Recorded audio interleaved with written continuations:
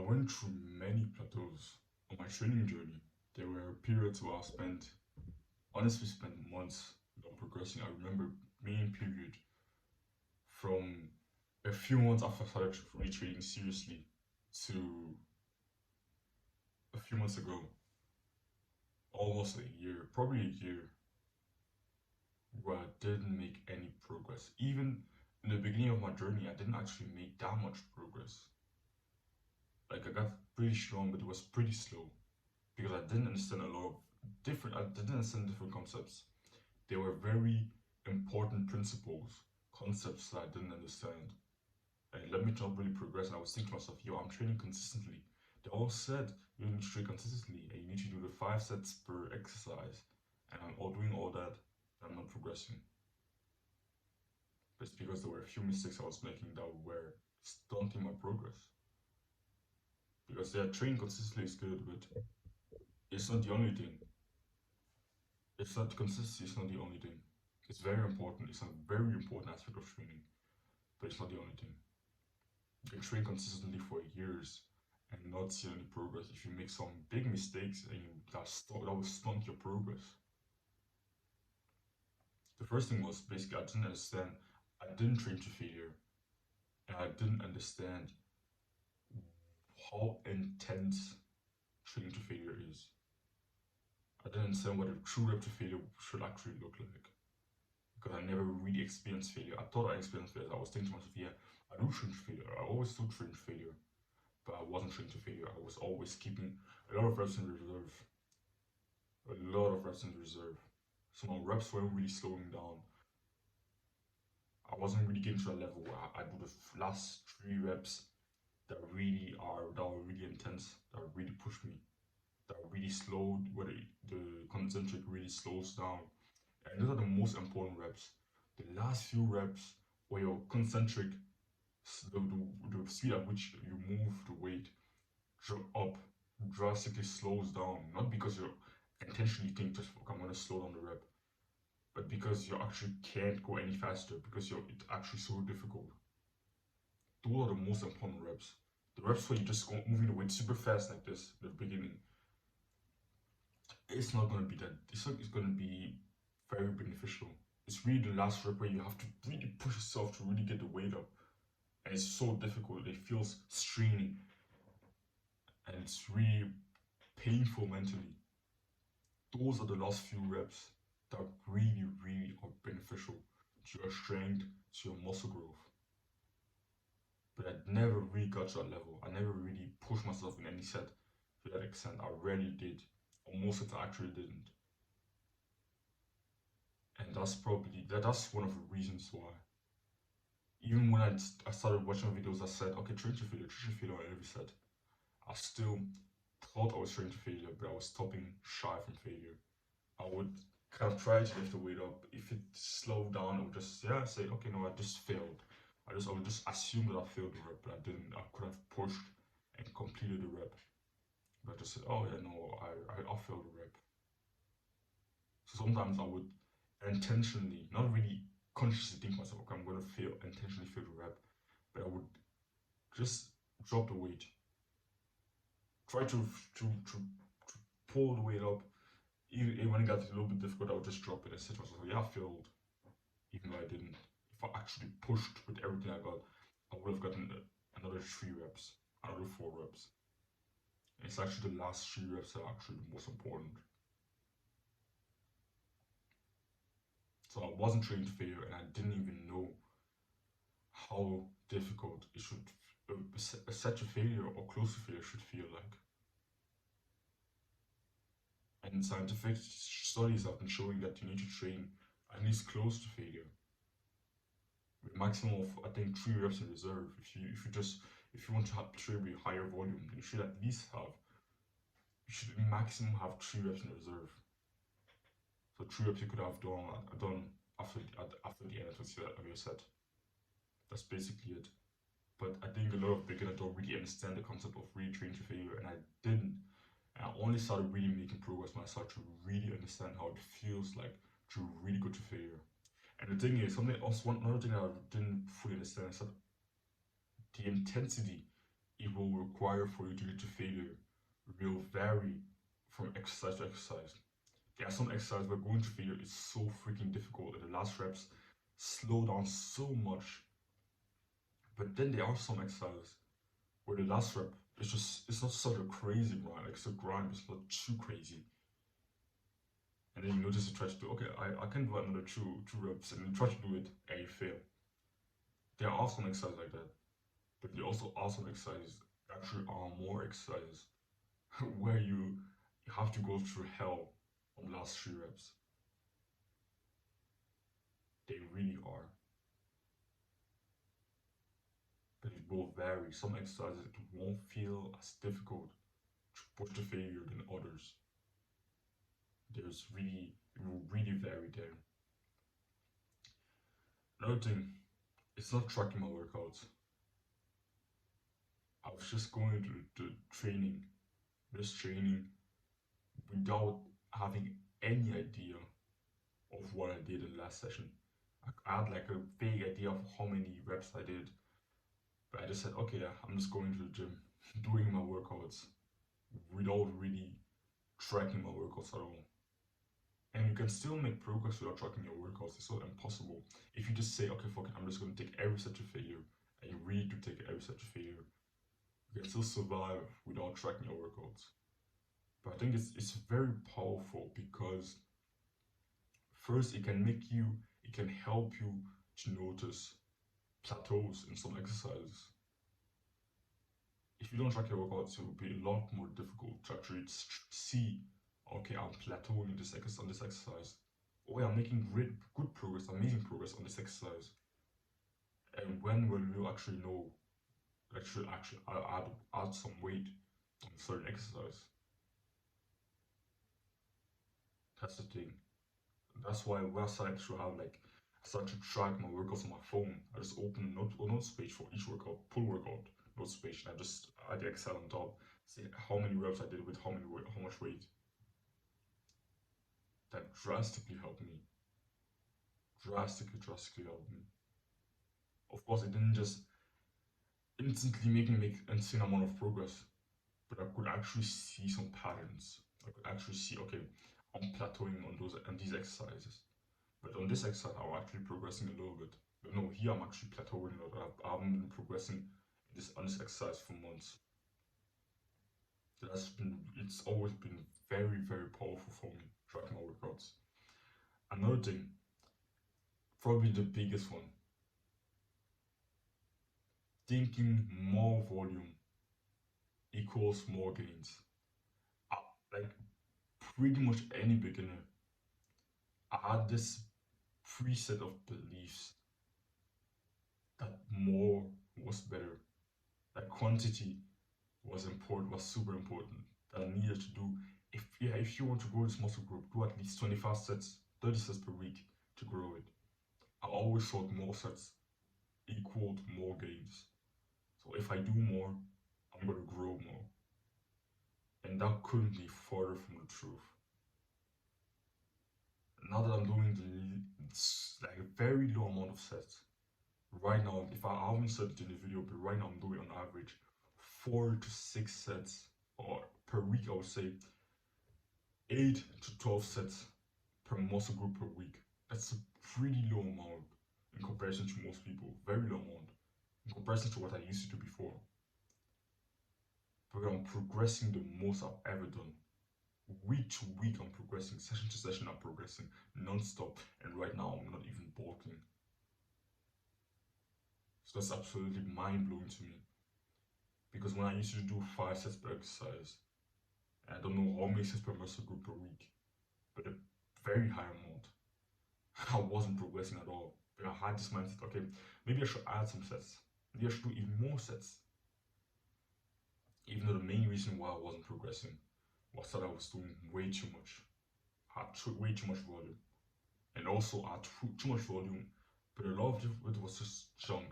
Me just not really training to failure, but just want to add more sets. That was a mistake I was making. It was, I think a lot of beginners, we just assume more is better, but that isn't the case. I'm doing two sets per exercises, and I'm only doing 6 to 7 exercises per session. So I'm just doing 12 to 14 exercises per session, but I'm making the most progress I was ever making. 8 to 12 exercises per muscle group, sets per muscle group, and I'm progressing faster than I ever did. And I'm hearing more and more people. I've first heard this from Max Uceda, Max Uceda, I think that's his name, of this method of just doing 2 sets, but you're really taking these 2 sets to failure, really pushing them, pushing the intensity as much as you can. And I've also heard this from Alex Leonidas. Those are 2 people that really encouraged me to actually do this, because they were people that actually saw more progress whilst reducing the volume. And it was an unconventional training method, but it just made sense to me. So that's why I decided to just start, try it, and it was really, when I really started to understand how it really works and what true failure is, my progress just skyrocketed. Another thing is having the wrong exercise selection slash combination. So also because my mindset of more is equals more gains, I was doing sometimes a lot of many different exercises on the muscle group without understanding that the basis of muscle growth and just gaining strength and just progress in the gym is progressive overload. So many times I would do 4 different exercises for a muscle group, for biceps, something like that. And on the last 2 exercises, I wouldn't make any progress. But I would just assume, at some point I can, or something like that. Without really understanding that the most important thing for muscle growth is actually growing in strength and adding reps and then strength on a certain muscle group on the main exercise that you do. And when I really started understanding this, when I started noticing actually me plateauing on some exercises, I really asked myself this question: why am I plateauing on this exercise? Is it I'm just not pushing hard enough on this exercise, or am I not reusing the correct form? But then I realized recently it's been happening a lot. The simple reason why I was plateauing on those exercises is because my muscle group was already the main muscle group, main mover of that on the exercise was already fried by the time I was doing it, because there were 2 exercises that would just push that muscle group to its limits. So I didn't have any strength in that muscle group anymore. For example, I'm going to take shoulder press, this exercise right here, barbell shoulder press. I was struggling to progress on shoulder press over the last few weeks. And I just asked myself why. I'm progressing on every single exercise weekly. On every session, I'm progressing on every single exercise in my push workouts, except from the shoulder press. Then the simple reason why is because my front delts, by the time I do the shoulder press, are already absolutely fried from the dips, the incline press, so many exercises where I really push myself. So the dips, incline press, those are the main ones. So it's just 4 sets, but 4 sets of failure of dips. So 2 sets of dips to failure and 2 sets of incline press to failure. Of course, the front depth is not the main mover on those exercises, but it still plays a big role. So they're already so fatigued, and I even do lateral raises before shoulder press, and the side delts are also involved in shoulder press. So the 2 main movers are already so fatigued by the time I do the shoulder press. So of course, I'm not progressing on it.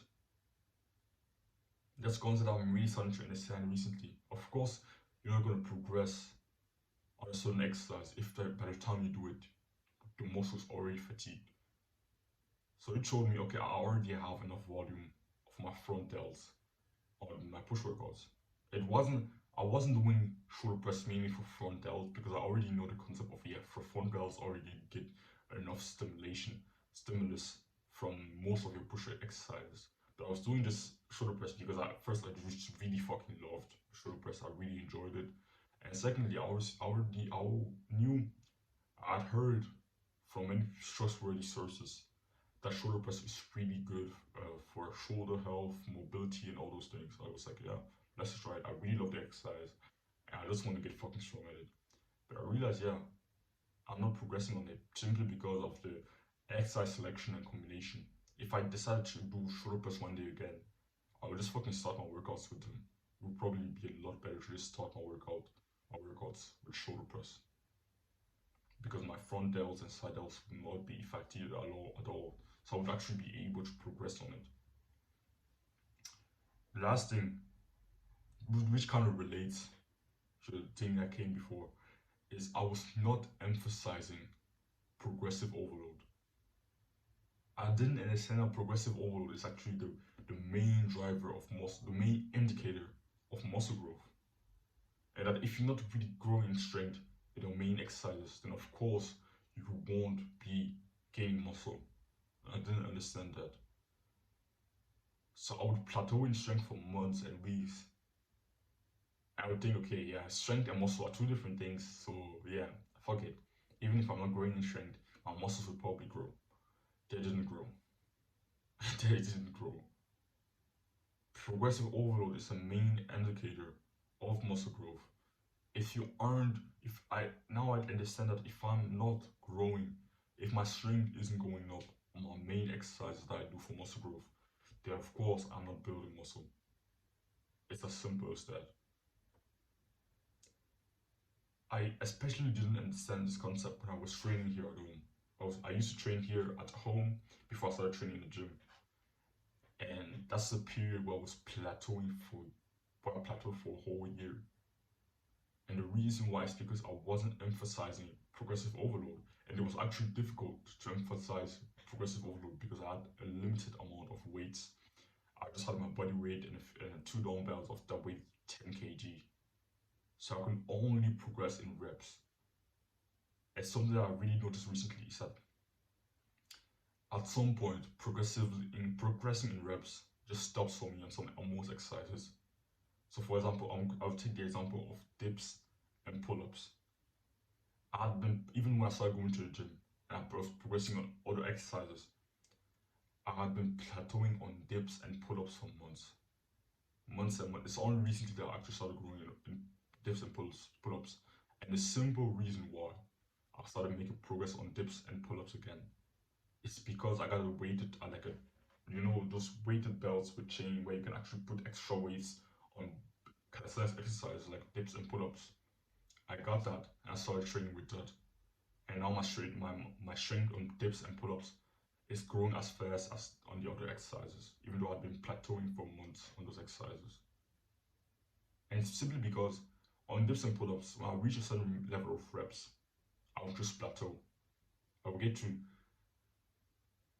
11 reps of really good reps, of really good high quality reps, really deep stretch on dips, controlling the eccentric, 11 reps, and now will plateau. Same thing on pull-ups. But when I started using the weighted belt, and I first started with 10 kg on dips and pull-ups, now I'm at 15, and I'm close to reaching 20 for 5 reps. So I'm progressing in there again just by adding weight when I'm reaching the end of my rep range. So really understanding how progressive overload works and that you basically just have a rep range. It can be, for me it's 5 to 7. So it's pretty low, but still, if you want to build muscle, you can do reps between 5 and 30 reps per set. There's a big gap right there, but I'm just doing 5 to 7. It's pretty been working very well for me right now for progress in general on every exercise. So 5 to 7 works very well, but you can do 6 to 8, you can do 8 to 12. It's hard. You can do what you want, but you would see that on some exercises, certain rep ranges are going to work a lot better for you. So for me, on dips and pull-ups, I just noticed, yeah, bro, I'm not progressing at all if I do higher reps on those exercises. That's just what I noticed. And when I have a higher rep range. So the main reason why I spent almost one. If I started just going to the gym earlier, I wouldn't have plateaued for a whole year here in my home gym. The reason why I plateaued for so long is first I wasn't training to failure, but because I wasn't emphasizing progressive overload. Because I was just progressing through adding reps, adding one rep. At some point, I wasn't progressing anymore. That's when I plateaued because I'm not adding reps. I just noticed that I just can't just add infinitely add reps on exercise. But when I started actually doing this thing of adding weights as well as reps, maybe adding 2 reps, reaching the top end of my rep range, and then adding some weights to go back down. So when I first started going to the gym recently, I just did okay, my rep range was 6 to 8. So I'll find some weights with which I can do around 6 reps of a certain exercise. And then I would progress in by adding reps until I reach 8 reps. And then I would add the weight, probably 2 kg, sometimes 5 kg, depending on if it's a unilateral exercise. So the exercise that you do to just one arm or one leg, or if it was an exercise I do with both legs and both arms. So if it was an exercise I do with both arms, I'll add 5 reps each time I reach the top end of the rep range. But if it's an exercise I just do with one arm, like crossbody curls or Bulgarian split squat, I'm just gonna add.